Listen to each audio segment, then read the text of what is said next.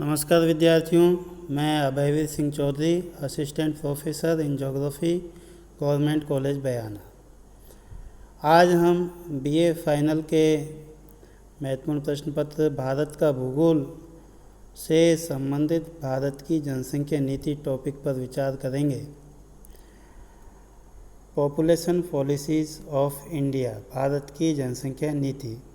भारत पहला ऐसा देश था जिसने स्वतंत्रता के बाद सन 1952 में, तभी देखो प्रथम पंचवर्षीय योजना प्रारंभ हुई थी 1951 से, तो उसी दरमियान भारत सरकार ने परिवार नियोजन कार्यक्रम को औपचारिक रूप में स्वीकार किया था।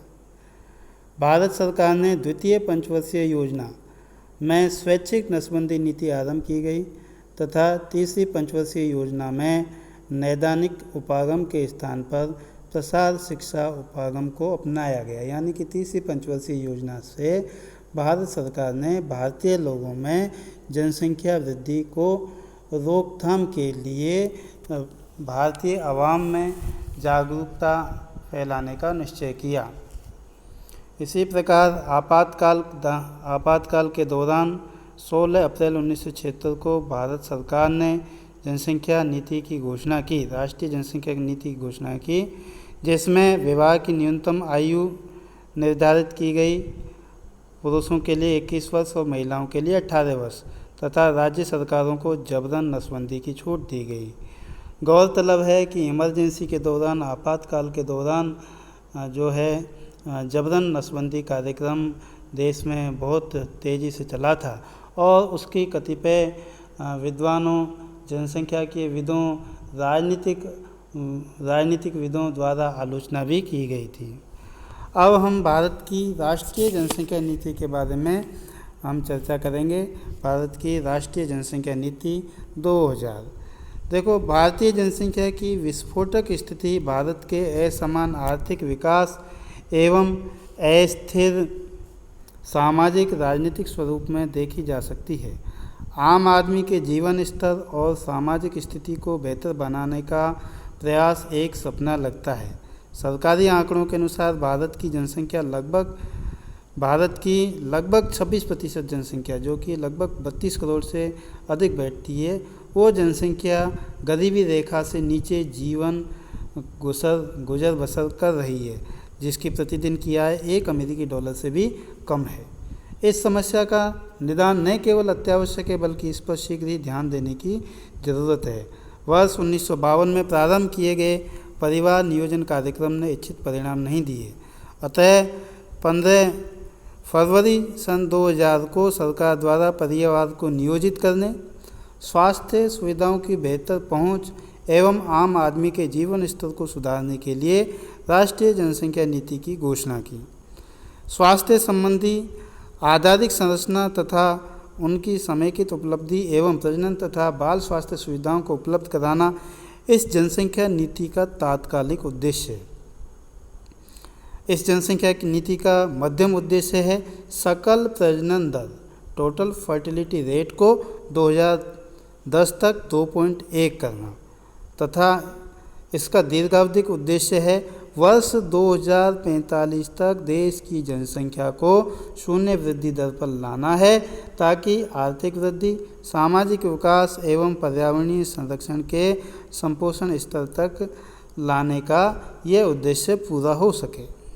तो इस प्रकार हम देखेंगे कि भारत की राष्ट्रीय जनसंख्या नीति के जो प्रमुख बिंदु हैं वो इस प्रकार से हैं।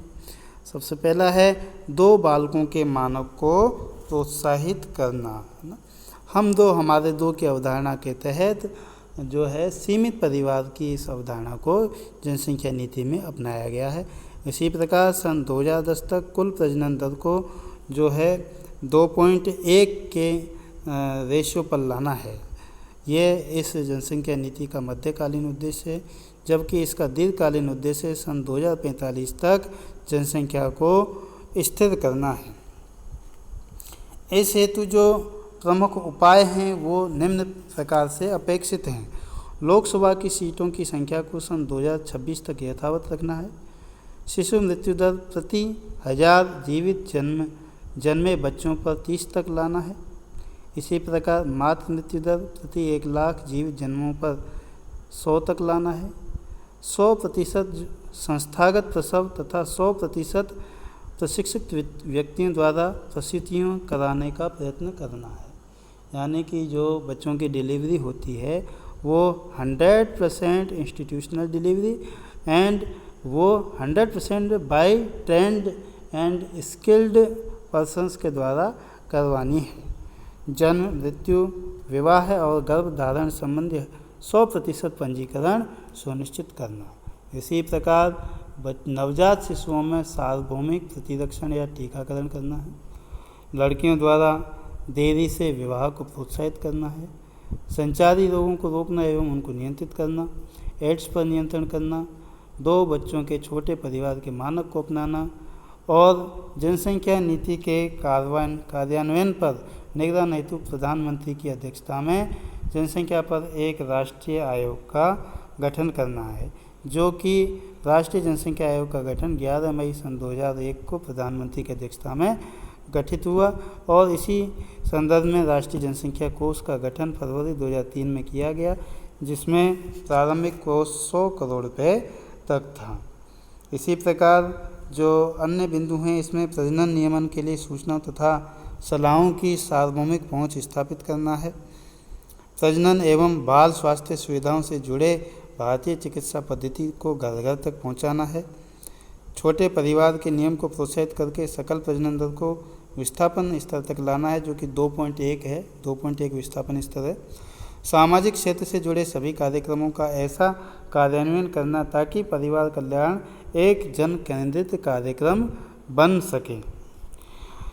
इस हेतु जो रणनीतियां हैं, उसके लिए जो राष्ट्रीय सामाजिक जनांकीय लक्ष्यों को प्राप्त करने के लिए निम्न रणनीति तय की गई है।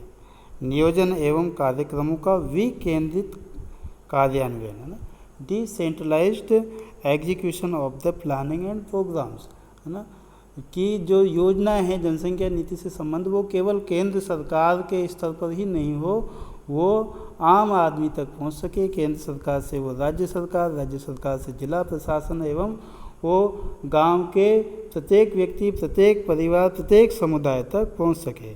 इसी प्रकार ग्राम स्तर पर सेवाओं की समेकित उपलब्धि आवश्यक है। बेहतर स्वास्थ्य एवं पोषण के लिए महिला सशक्तिकरण का होना जरूरी है ना। महिलाएं सशक्त होंगी तभी वो परिवार को चलाने में सक्षम होंगी, परिवार के छोटे आकार को कायम रखने में सक्षम हो सकेंगी, अपने नवजात शिशुओं का भली भांति पोषण कर सकेंगी, है ना। ऐसे तो बेहतर बाल कल्याण सुविधाओं की उपलब्धि आवश्यक है। परिवार कल्याण सेवाओं की शीघ्र उपलब्धि आवश्यक है। झुग्गी झोंपड़ियों में रहने वाले जनजाति समुदाय, पहाड़ी जनसंख्या, विस्थापित एवं प्रवासित जनसंख्या, यानी ये सभी ऐसे वर्ग हैं जो वंचित वर्ग, डिप्रेस्ड क्लासेज में रखे जाएंगे। इनके लिए ऐसी रणनीति का संचालन करना ताकि बच्चों का नियोजित लालन पालन किया जा सके। विविध स्वास्थ्य सुविधाओं की उपलब्धि आवश्यक है। इसी प्रकार गैर सरकारी संगठन और निजी क्षेत्र से बेहतर समन्वय तथा साझेदारी के द्वारा इन लक्ष्यों को प्राप्त किया जा सकता है। प्रजनन तथा बाल स्वास्थ्य संबंधी बेहतर अनुसंधान एवं विकास की आवश्यकता है। इस क्षेत्र में रिसर्च एंड डेवलपमेंट की आवश्यकता है। तत्संबंधी सूचनाओं, शिक्षा एवं संचार का बेहतर उपयोग होना आवश्यक है। संक्षेप में हम कह सकते हैं कि हमारी जो लगभग 1,30 करोड़ से अधिक की जनसंख्या है, उसके लिए मानव संसाधन विकास कार्यक्रमों के द्वारा एक परिसंपत्ति के रूप में विकसित करने पर बल दिया गया है। बेहतर सामाजिक एवं आर्थिक विकास के लिए जनसंख्या स्थिरीकरण हमारे लिए एक तार्किक लक्ष्य है। इस जनसंख्या नीति की सफलता के लिए बेहतर कार्यान्वयन, जन सहभागिता आदि की आवश्यकता है। पिछले दशक में भारत सरकार ने राष्ट्रीय जनसंख्या आयोग, नेशनल कमीशन ऑन पॉपुलेशन को 5 वर्ष के पश्चात फिर से सक्रिय किया, जिससे परिवार कल्याण संबंधी बेहतर सेवाएं प्रदान की जा सकें। राष्ट्रीय स्तर पर परिवार कल्याण वस्तुओं तथा योजनाओं के लिए धन का प्रावधान करना तथा स्थानीय स्तर पर लोगों में छोटा परिवार, सुखी परिवार के लिए जागरूकता उत्पन्न करना है।